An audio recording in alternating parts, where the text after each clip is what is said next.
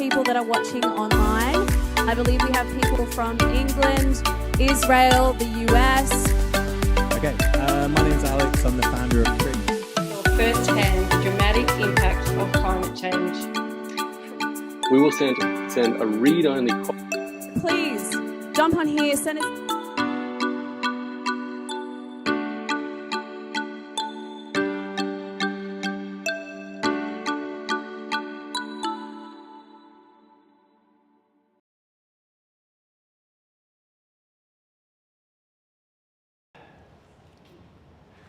We are live. Welcome to Fishburners Live. It's Friday night and we don't have any event here. So we have a couple of friends coming along, a bit of chit chat and show us what we are worrying about at a startup world.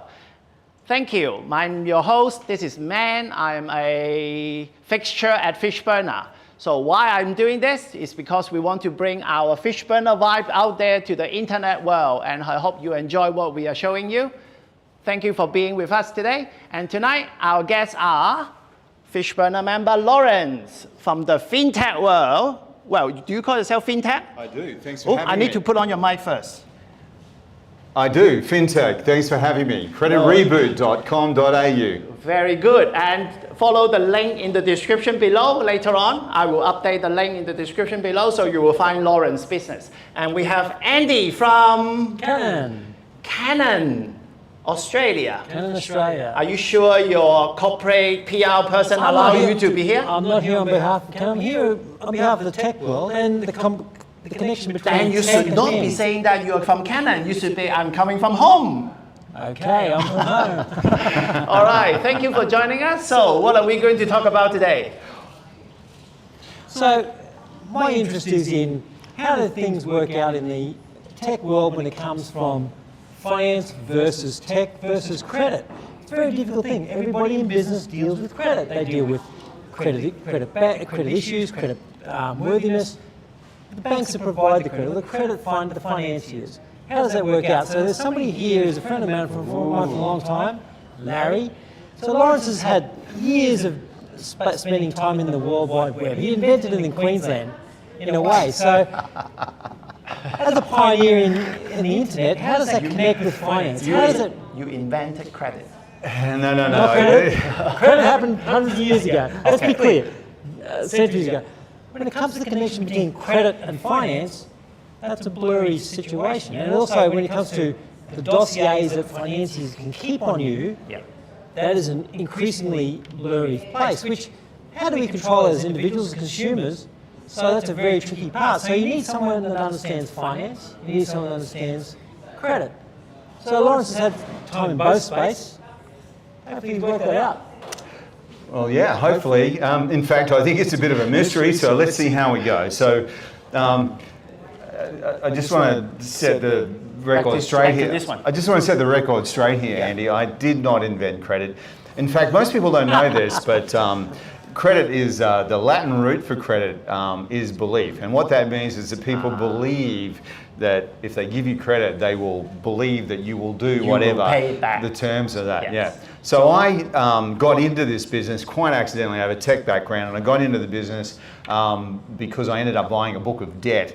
$200 million on face value of the book of debt from Citibank. I was meant to be an armchair investor, but it became apparent that I needed to jump into the company and work that up. You bought it knowing what you were buying into, right? You were not bought it. You didn't bought it without knowing what it was. No, absolutely. Yeah, it was a. So what happens in Australia, in fact, what happens around the world, is if people can't pay their debts, the bank tries to collect it. If they decide that they can't too much hassle, can't be bothered, they sell it off to a debt purchaser.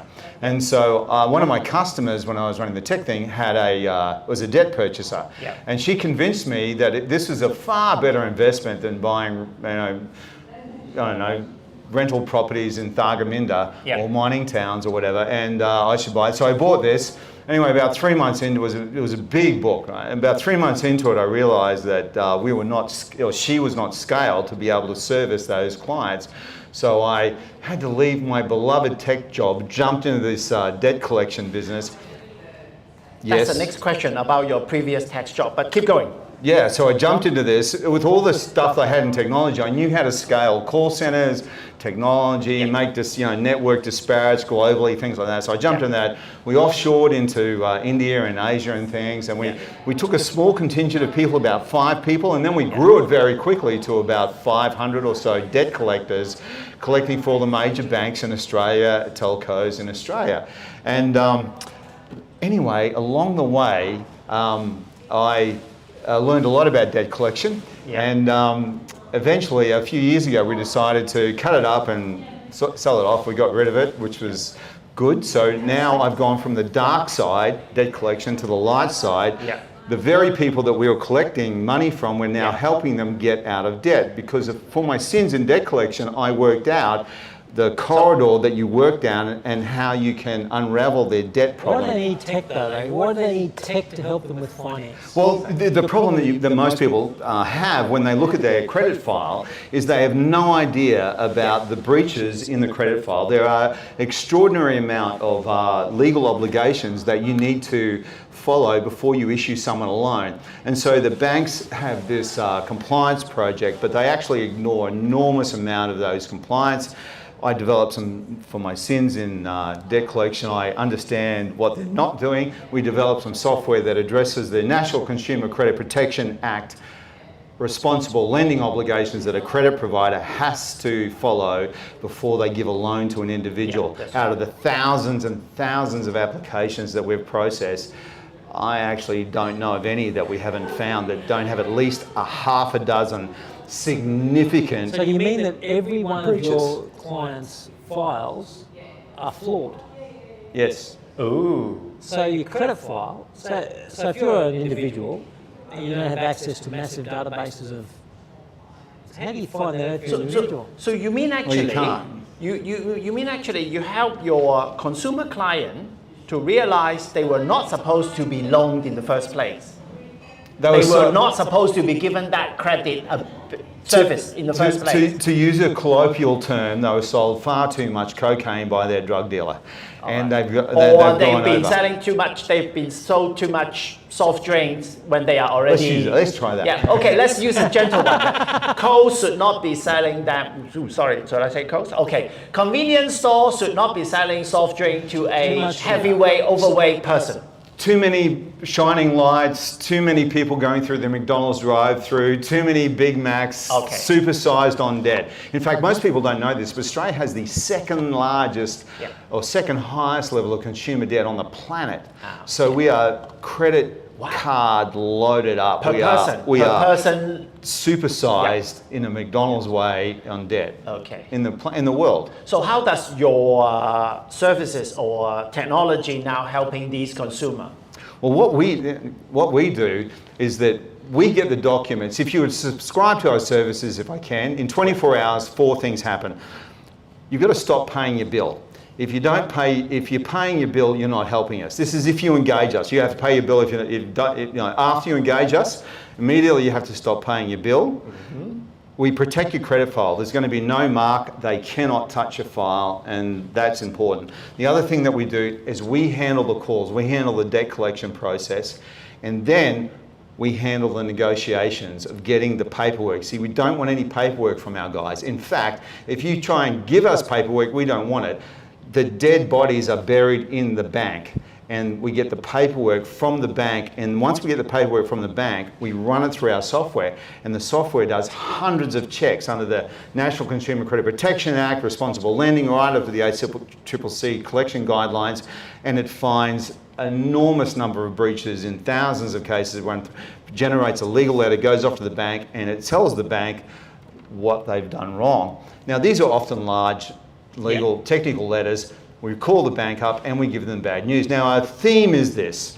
We're not saying that you didn't give the money to the consumer, and we're not saying that they didn't spend it. What we are saying is that if you are holding them to the full compliance of that contract and the law supporting the contract underneath it, that makes you, the consumer, 100% compliant. But you see, it's fair and reasonable for the bank to be held to those same standards. And if they breach those standards, and they have, you can see from what the software's uncovered, that is a basis of a negotiation. And then we write the... so you help them negotiate a win-win arrangement. it might be or determined that way, or but basically, Lawrence arrangement. but normally we don't have anyone in our books at the moment that doesn't get at least 50 cents in the dollar knocked off. So most of our clients have got somewhere from So 10,000. effectively, they got the interest rate gone. No. The It's debt. more than that. So Debt. we either reduce the interest rate, the debt, or the terms, Yeah. or all three. And most of the time, like 99% of the time, it's all three. So if you've got a $50,000 combination of credit card debts, 3 credit cards, 50 grand, Yeah. we'll write it down to 25,000. We then take the balance and we negotiate that you pay it out to the bank with no interest, $100 a month or something like that. It's a very, very good way to get out of debt. We advertise ourselves as debt consolidators. In truth, you can't solve debt by getting more debt. This is a right. really, a lot of people have in their head, I've got to do That's debt right. consolidation. No, you need to look at why you were oversold the cocaine in the first place, and then you've got to go Soft through drinks. This is deep. You got to work out why you were sold more. Upsold soft drinks and McDonald's supersize, you got to work out why that happened, and then you got to go through the detox. And the detox is actually not buying more food to get over the problem. The problem is you got to get rid of it in the first place. So we cut the debt in half, and a lot of people are very. That's a good solution of their current situation. But Andy, correct me if I'm wrong. But the real learning or the real help that you can offer people is that you help them to manage their finance properly. Don't spend beyond their means and things like that. How do you help people in that regard? So I think, before Lawrence answers that, I think the situation here is that people have easy credit. Australia has the easiest credit of all. We also have easy access to gambling as well. That's not a great thing, but we also have easy access to credit. So I'm not saying that people shouldn't have easy access to gambling if it's responsible. But how do you manage that? How do you manage responsible lending? That's right. All governments have tried that globally. It's very hard, but if you've got, people don't realise that when you've got a debt, it's something you have to pay back, not something you have. Something you have, something you have to pay back. And so when you have a problem arises around compliance, where particularly the lender has been really easily offering, that's not necessarily within the rules or the sense or the how things should work in a country like Australia. We should have responsible lending. When things don't work out, we have the Consumer Credit Code, which is there for a reason, but it's not perfect.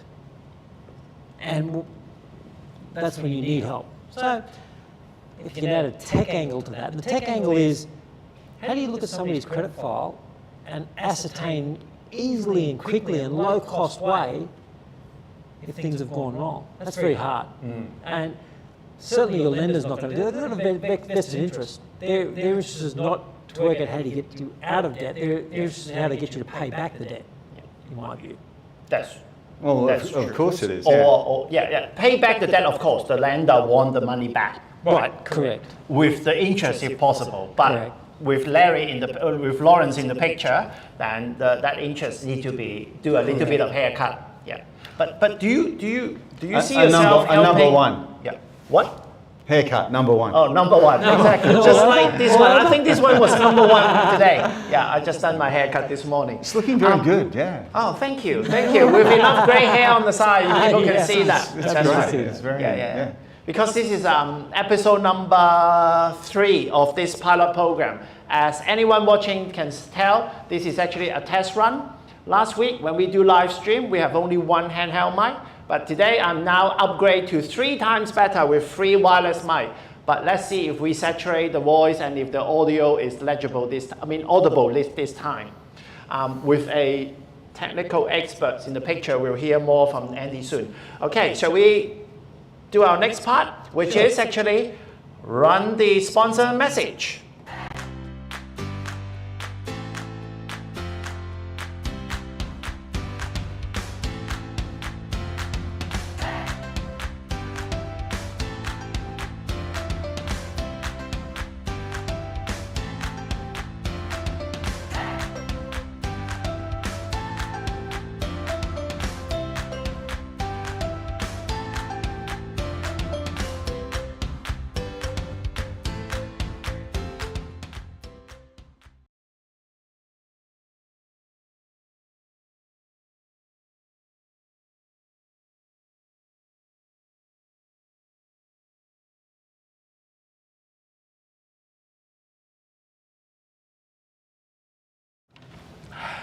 Welcome back, and we can see the audio now working, and we are back at our pilot number 3 of Fishburner Live. And so, Andy, you're going to you done the interview to Lawrence now? Sure. So Lawrence interview Larry this time? Oh, sorry, Lawrence interview Andy this time? Andrew, I know that you've been involved in technology, and you're a closet. Can I say this? You're a closet geek. Actually, I'm okay with that. Your Greek whole geek, I'm okay. Greek geek. Your entire home is set up. Me up, baby. I'm okay. Beam you up. Yeah. Walk in. Hello, darling. How are you? I'm Siri good. talks, or whatever her name is, talks back to you. So, but.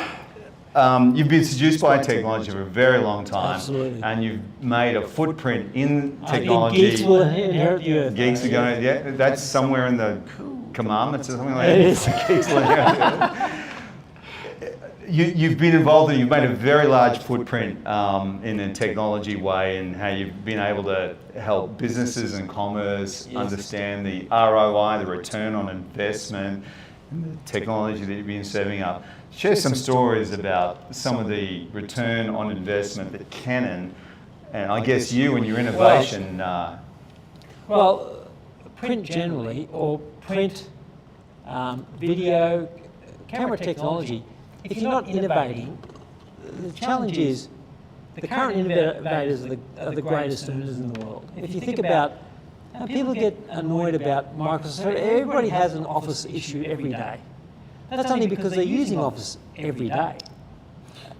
So Microsoft Office. Yeah. Oh, okay, Microsoft Office. Everybody has Okay, Microsoft. yeah, okay. There's a saturation issue. That's right, yes. But every time they have an issue, that's okay for Microsoft because they have a saturated presence in the market. That's right. When we talk about, so Google has a, Larry, you and I are old enough to understand the Yellow Pages. And that was a massive investment for every business. There's a lot of right? audience out here that is not going to get that joke. Yeah, Right? so Yellow Pages. Every business had to spend what people are spending currently on some kind of online advertising spend, they had to spend previously on a print spend. That's tech taking over a previous, so this every day we're finding a different value for innovation. And it could be, internal combustion engines to electric, it could be telephony to digital. So Canon's a great innovator, incredible array of patents every year in areas that none of us could see a potential value for today. A couple of years' time, it becomes incredibly important. But it's not just Canon. It's I'd encourage, and this is probably potentially an issue for all political parties in the country, how do we encourage innovation? It's a very difficult thing. Do you do it through a monetisation of tax havens, issues? That there's ways of doing it that we just don't know yet that could be incredibly accelerating for us as a community.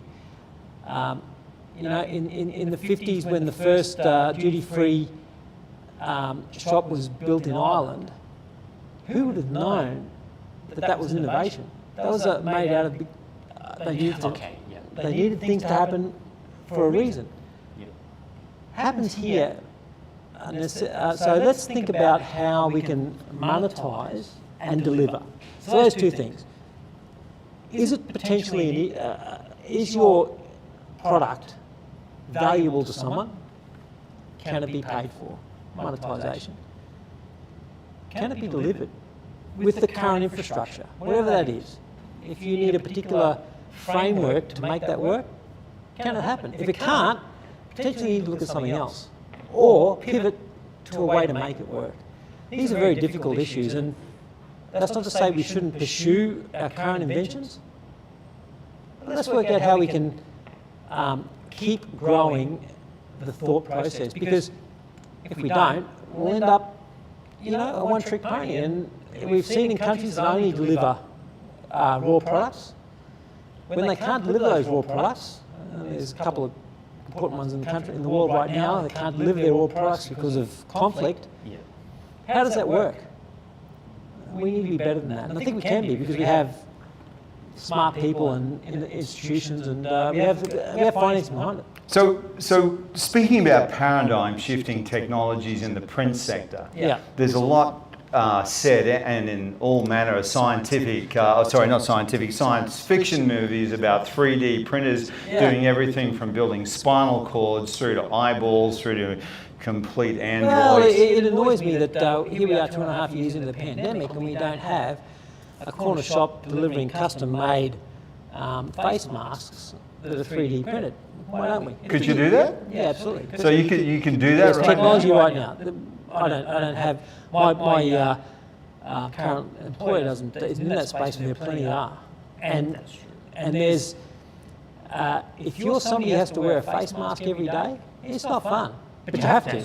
Yeah, it's not fun. And so why isn't that happening? Why? It's because the existing infrastructure and the economies of scale of printing, of producing the existing stuff. It's so affordable. So affordable. Yeah, that's right. So it's a price. It's a price driven in this specific example. But if you don't mind, I actually got a question when Andy was talking about the innovation side. There are always two extremes. As a corporate management, you would think the big picture, how do we set up a culture, how do we allocate budget into innovation, breakthrough thinking, how do we disrupt our own current business model, etc. It's hard, man. It's hard. It's very hard. But I'm a hands-on person. Instead of sitting, thinking, dreaming a blueprint, I do it. And just like this guy is do it. It's a do it person. Right. And that's what this whole building is about. Fishburner and also Sydney Startup Hub is all about, is that it's a do it person. There is a bunch of people who believe, hey, I got a problem. I see a problem. Let's do something about it and see if that works. Okay, so is it your first time in Fishburner? Or I've seen different hubs. Welcome to Fishburner.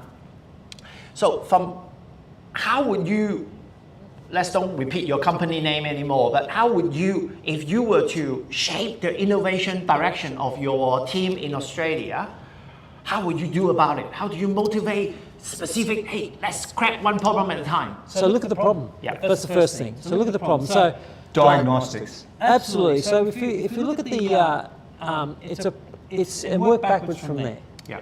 So there is so much tech that is underutilized that these problems can be solved. You need to connect the tech to the problem. You need to connect the innovation to the problem. Let's not say tech. Let's say we should be grateful now in March 2022 that an incredible amount of effort was spent really quickly to develop vaccines. It happened so quickly.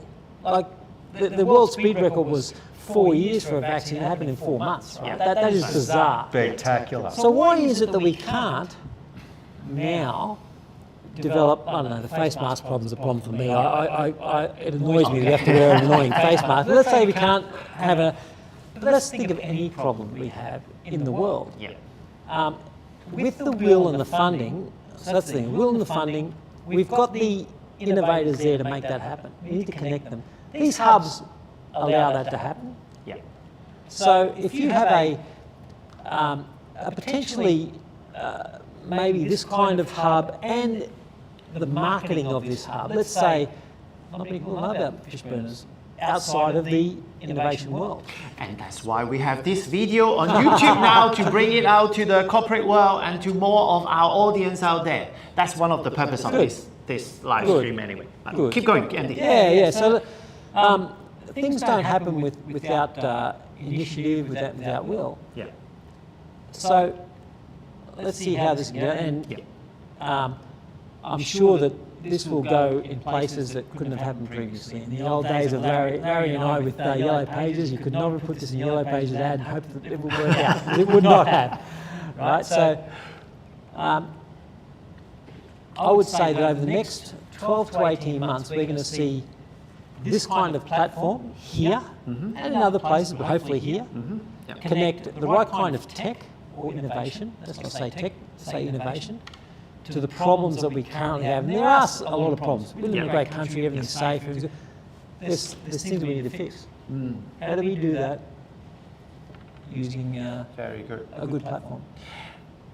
Hold that thought. Let's cue the video of our promotion first, and then we'll come back to the question.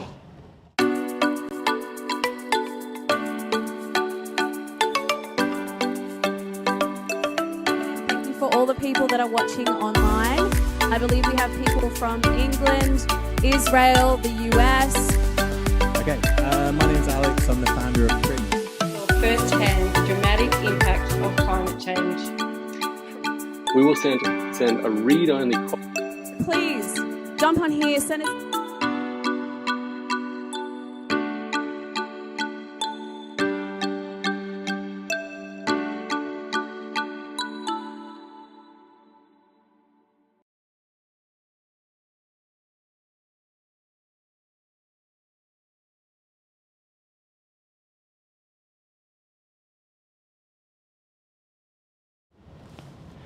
Coming right back from the break, and we still have Andy and Lawrence here with us on a Fishburner Live. Thank you for staying around. If you are actually now almost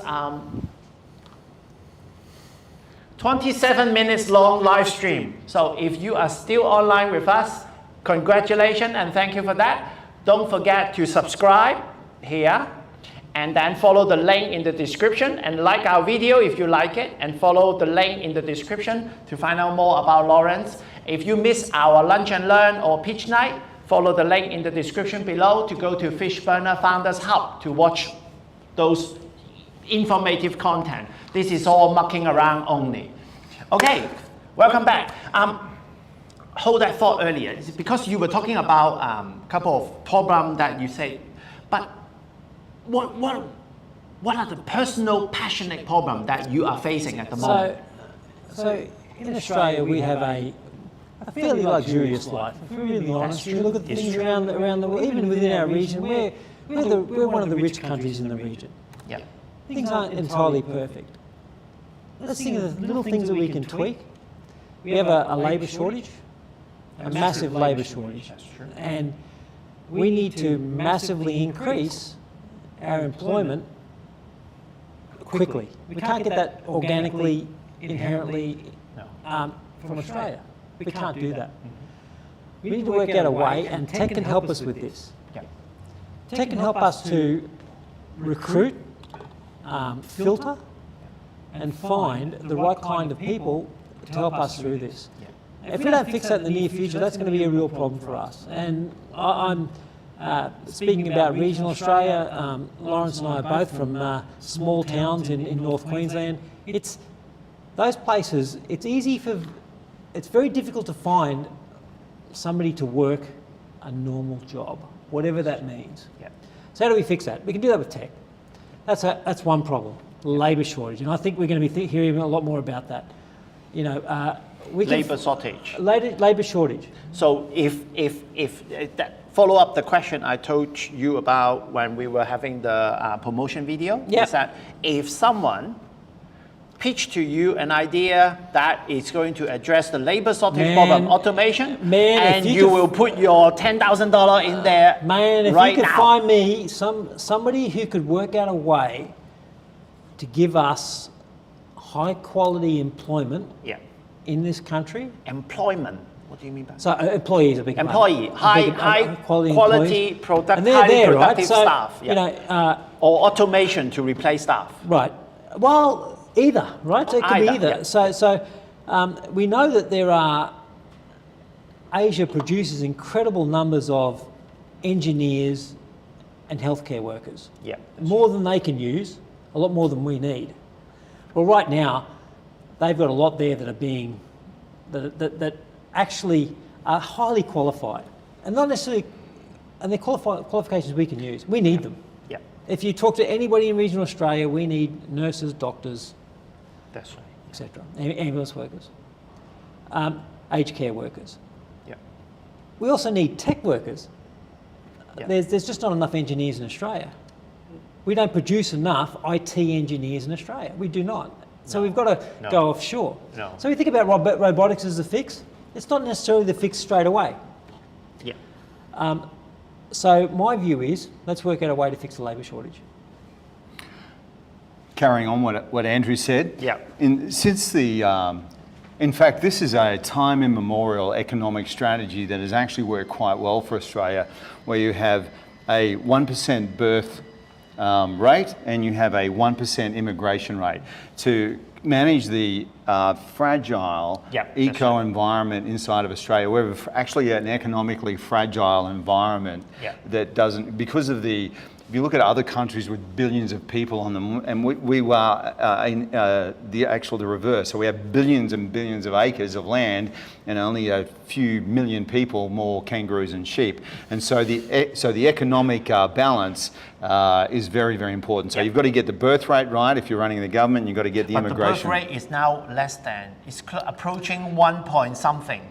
Or below 1 now, Australia. Yeah, of course. What happens is it is below 1. Critically low. Whichever way you look at it, it's critically low. It's critically low, and we also have well, of course, all immigration has stopped. So we have a major labour shortage here. That's true. So we need to be able to rectify that. The borders will open. Along with an ageing population. Aging population. Yeah, that's right. So if we can rectify that and make sure that what we're bringing into the country in the way of people that are coming in can be an asset and not end up on Centrelink, of course, which I think is what is occurring. There are three very important things to happen in Australia. First of all, this immigration needs to come up. I think there'll be a lot of expats that come back after this pandemic, and then there'll be other people, I believe, that want to come to the country. We've got to make it easier for them. I don't know if you've ever been involved in an immigration exercise. A very close friend of mine that's just gone through that. It's hell in a basket to try and get reasonable things done. Very, very difficult. So that needs to get cleaned up, and I suppose that's a human problem, but the computer said,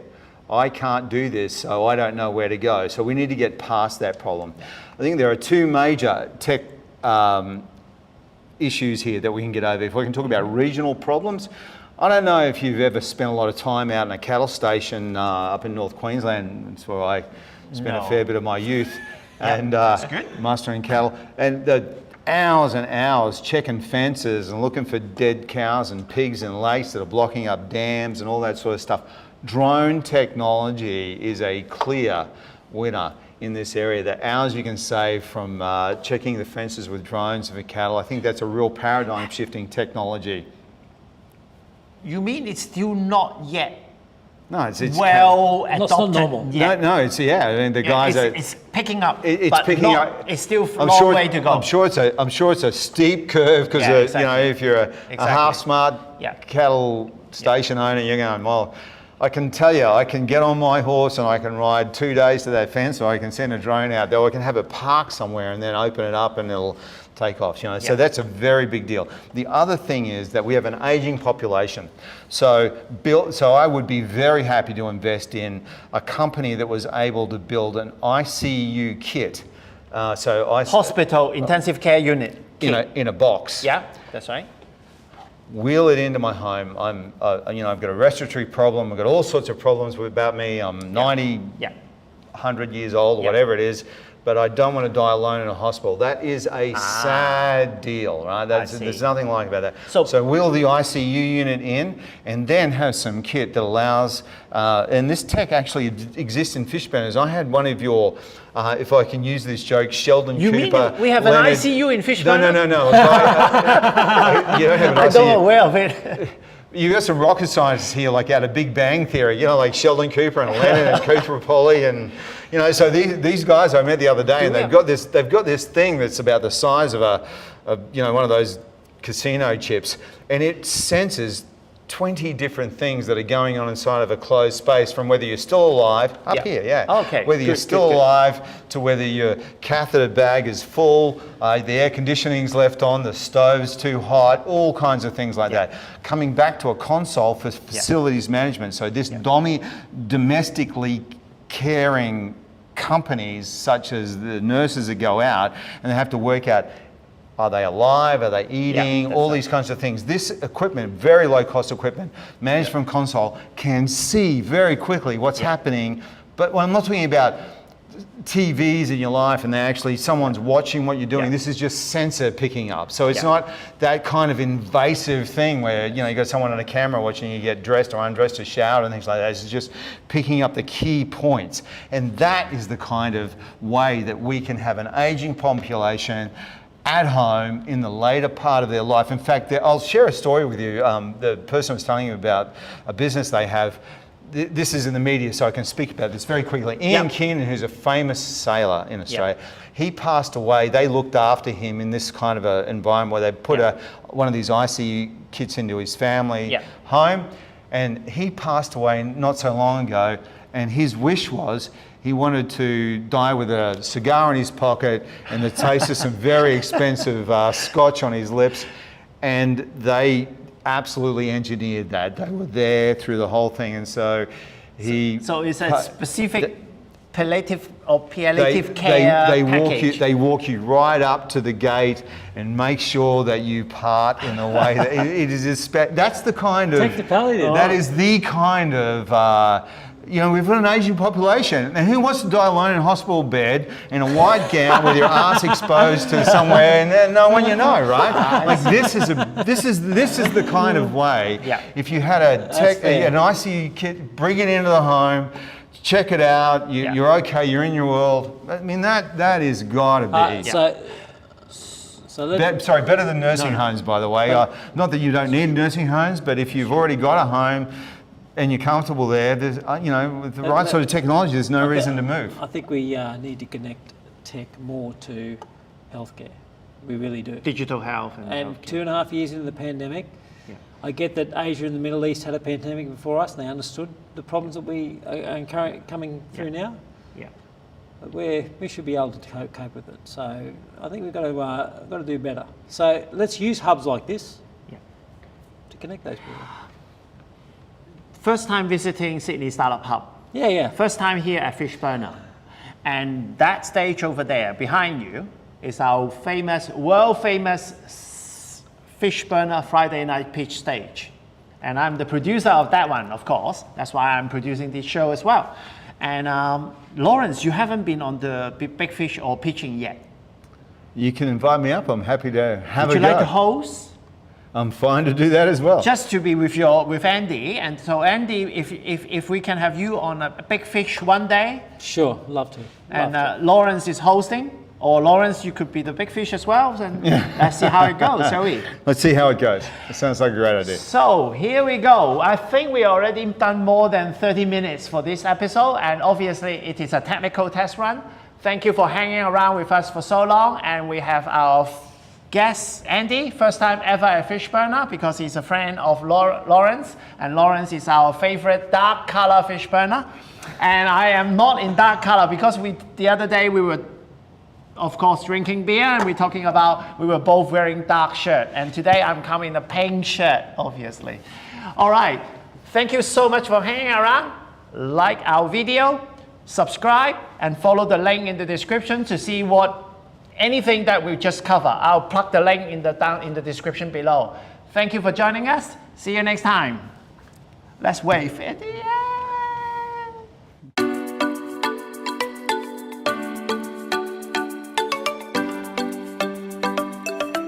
Thank you for all the people that are watching online. I believe we have people from England, Israel, the US. Okay, my name's Alex. I'm the founder of Trim. First-hand dramatic impact of climate change. We will send a read-only. Please jump on here, send us.